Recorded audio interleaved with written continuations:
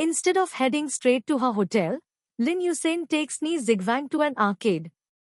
Though Ni Zigwang admits it is her first time in such a place, she generously buys 200 yuan worth of game tokens.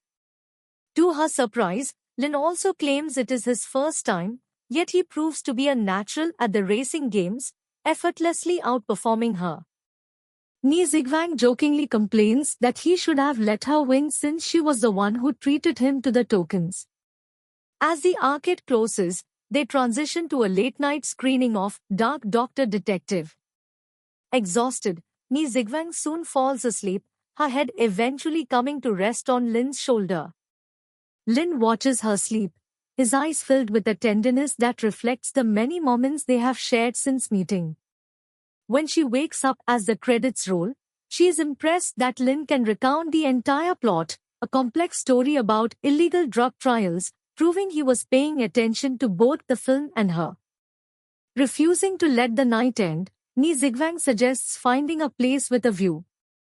At a high-rise restaurant overlooking the city, she finally asks the question on her mind, how old is he? Given his Ph.D. and his past as a neurosurgeon, she assumed he was much older, despite his youthful appearance. Lin reveals he is only 28, having accelerated through his education.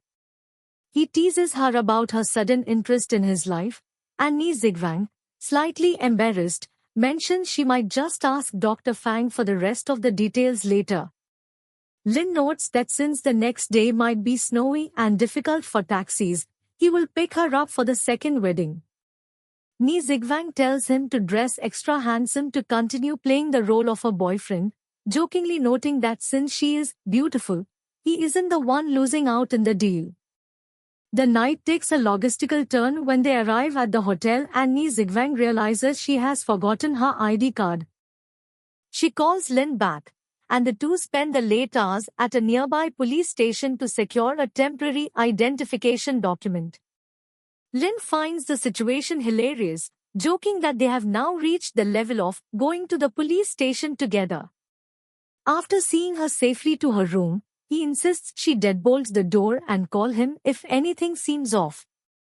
Even after returning home, Lin remains awake, texting Ni Zigwang about adjusting his annual business plans.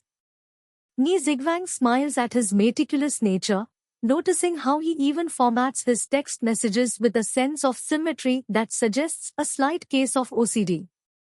Meanwhile, Zhuang Qiu is elsewhere in the city, drinking heavily with an old roommate. He is haunted by the memory of Ni Zigwang promising to wait for him, a promise that feels increasingly distant as he sees her growing closer to Lin Yusen. His friend announces that he has finally started a relationship with a girl named Siliang, but admits it feels more like a practical arrangement than true love. Zhuang Qiu remains silent, his own heart burdened by similar complications and a lingering regret regarding Ni Zigwang. The next morning, Lin Yusen is already waiting in the hotel lobby quite early. He uses the breakfast vouchers as an excuse to see her, and they share a meal where Lin reveals his preference for soy milk while Ni Zigwang sticks to her bread and milk. Lin tells her he is perfectly willing to adjust his habits to match hers. To fulfill her request for him to be more handsome, he arrives in a luxury car gifted by his grandfather, a vehicle he rarely drives. When they arrive at the wedding venue for Ni Zigwang's roommate, Head, they run into Zhuang Qiu and Ye Rong. Head notices Lin's presence and encourages Ni Zigwang to hold on to her happiness. At the banquet, Ni Zigwang and Lin are seated at a table with Ye Rong and Xiao Feng. Ye Rong, who now works as an assistant at the Shengyuan headquarters, attempts to patronize Ni Zigwang by questioning why she moved to a smaller branch in Suzhou when Shanghai offers better opportunities. Ni Zigwang remains composed, revealing that the Suzhou company is a joint venture between her own family and Shengyuan.